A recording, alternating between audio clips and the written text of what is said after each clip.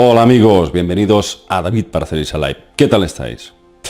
Bueno, hoy me gustaría hablar sobre las razas alienígenas. ¿Qué está pasando en el mundo para, digamos, poder extraer de toda la casuística ufológica unos datos que puedan ser más o menos fiables? ¿Qué garantías tenemos después de tantos años de casuística y de literatura científica documentada de todos estos casos? ¿Qué conclusiones podemos extraer de todo esto? Y sobre todo, lo más importante, ¿hay más de positivo o de negativo en las actividades de todas estas entidades? Bien, para empezar, deciros que dentro de unos días voy a publicar en Rumble un vídeo dedicado exclusivamente a esta cuestión.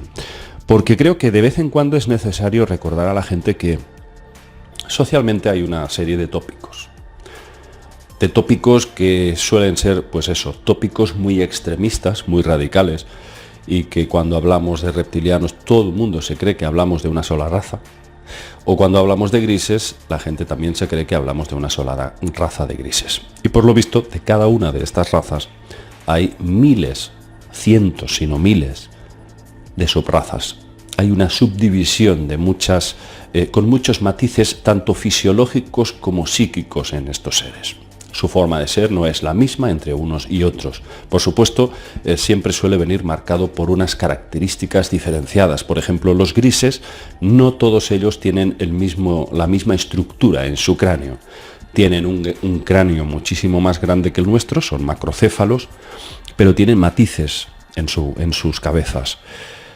No es lo mismo, por ejemplo, los seres que secuestraron al famoso escritor, al famoso novelista Whitley Strieber. No es lo mismo los seres que él describía, que se parecen un poco a los grises tradicionales, pero tienen unas caras mucho más alargadas, con los ojos aún más puntiagudos. Sabemos que la mayor parte de los grises tienen los cráneos que parecen con una especie de pera invertida, una pera al revés. Pero no todos ellos son iguales, amigos, y por supuesto no todos ellos comparten las mismas intenciones. Lo que sí veréis en este vídeo que publicaré recientemente es que hay un rasgo común que se da tanto en casos de reptiles como de razas grises, y es el factor consciencia planetaria. Y esto es algo que observó muchísimo el famoso doctor en psiquiatría de Harvard, uno de los más prestigiosos psiquiatras de Harvard, profesor John Mack.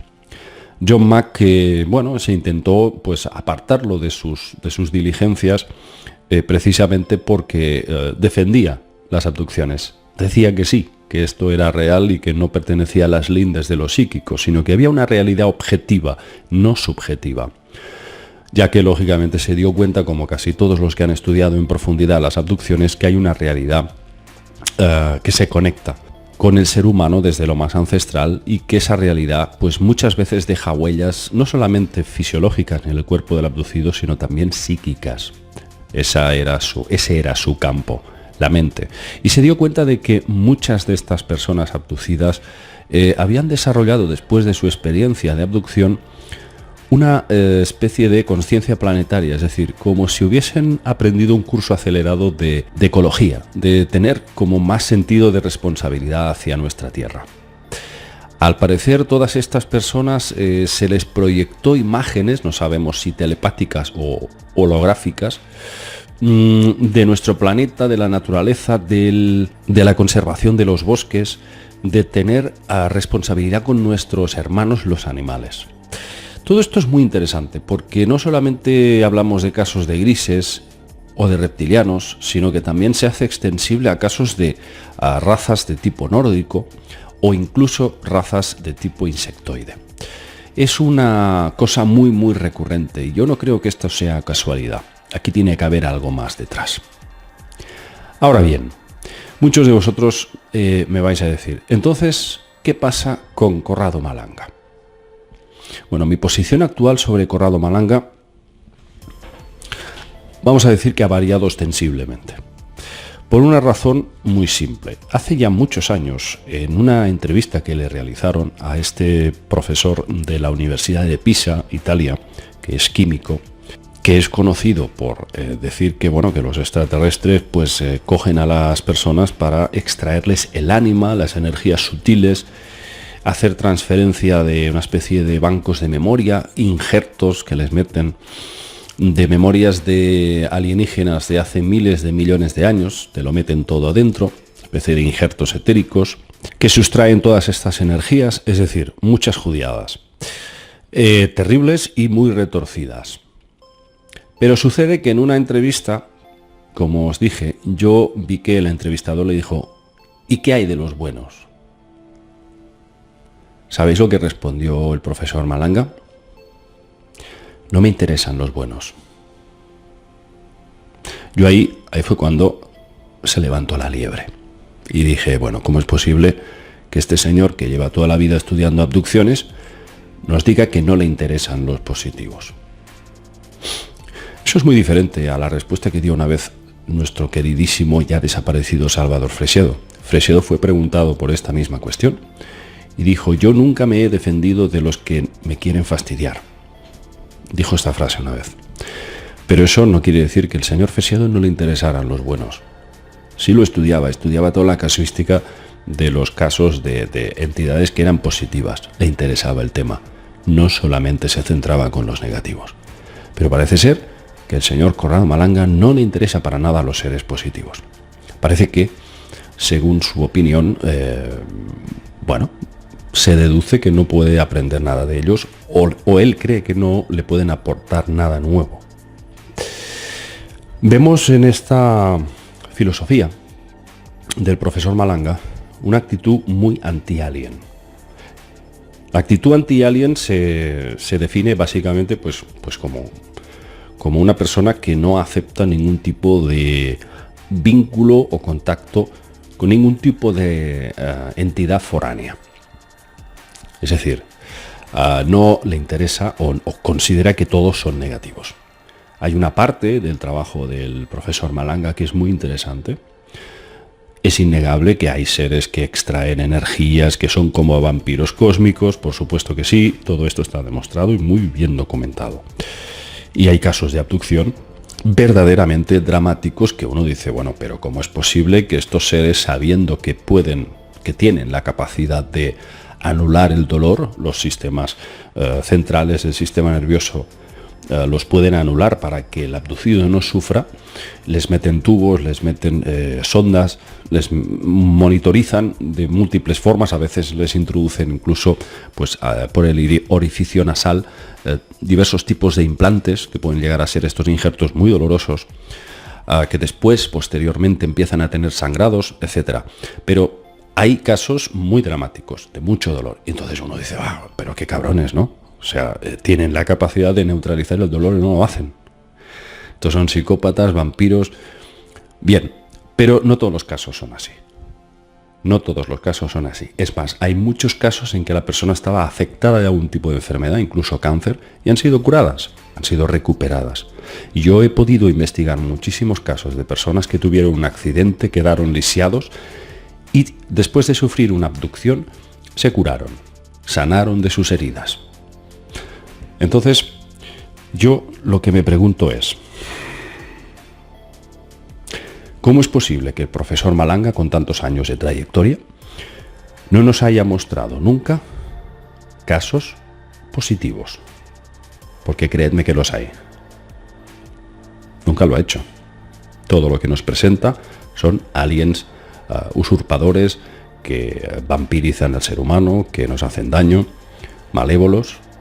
Pero es que no puede ser, estadísticamente, que todos los casos que han ido a parar a las manos del profesor sean negativos. A no ser, y no estoy acusando, por supuesto, que aquí haya una parte de sugestibilidad por parte suya. Es decir, vosotros sabéis que dentro de la regresión hipnótica, la hipnosis clínica, hay todo un mundo, es una fibra muy sensible, la mente humana, y sobre todo la mente humana bajo ciertos estados alterados de conciencia puede ser muy, muy fácil y susceptible de obedecer a cualquier impulso externo. De la voz del hipnólogo puede llegar a ser determinante para llegar incluso a fabular. Cuidado con eso, se puede llegar a incitar a la mente a crear falsos episodios. Con lo cual, para llegar a extraer de un testigo una memoria real y objetiva, el hipnólogo tiene que ser totalmente neutral. No puede introducir ahí ningún tipo de condicionamiento, ni en ningún momento puede decir, el alien, ¿qué tal el alien? ¿Te han abducido? ¿Qué te hacen los alienígenas de gran cabeza? No, por Dios, no se puede decir nunca estas palabras. Podemos utilizar, pues, si deja claro el testigo bajo hipnosis que hay unos seres, dice, ¿qué son? ¿Qué son? Pues son entidades o seres. Bien, podemos utilizar este término. ¿Y qué hacen estos seres?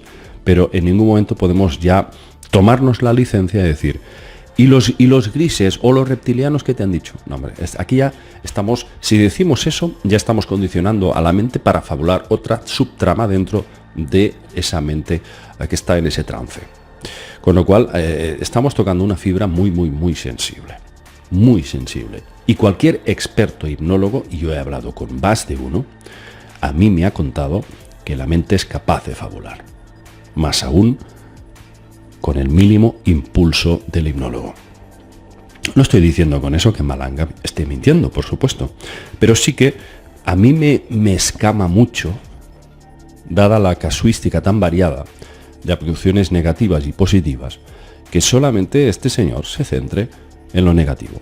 Me parece un poco extraño. Y que encima admita y reconozca que no le interesa para nada los positivos. Yo la verdad, amigos, os tengo que confesar que, por supuesto, acepto las dos variantes porque los hechos son los hechos y hay algunos de ellos que son objetivos al 100%, investigados por ufólogos increíbles con una preparación increíble. Ahí está pues Bud Hopkins, que ya murió hace años, Antonio Rivera, mi gran maestro, Linda Moulton Howe, David Jacobs, profesor David Jacobs, que también es un crack dentro de las investigaciones de la abducción, o el mismo John Mack.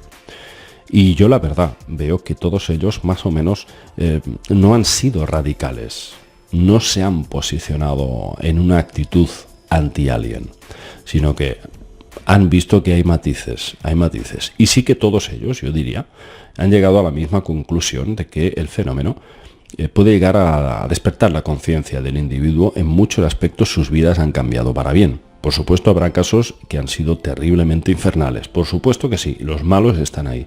Pero amigos, estadísticamente es imposible que en este vasto universo solo haya entidades vampíricas. Es imposible. Por supuesto que están también de positivos. Y aquí también hay que tener un factor en cuenta. Los negativos son los que más se hacen notar. Los positivos generalmente se dejan ver poco o se dejan notar poco, y si actúan es porque se ven obligados a ello, por alguna fuerza mayor. Vamos a dejar aquí el tema, amigos, porque realmente hay muchos tópicos dentro del fenómeno ovni y creo que es momento de intentar hacer ver a la gente que siempre hay matices y tonos grises, y nunca mejor dicho. Vamos a dejar aquí el tema, amigos, espero que os haya gustado y seguiremos. Un abrazo para todos. Chao.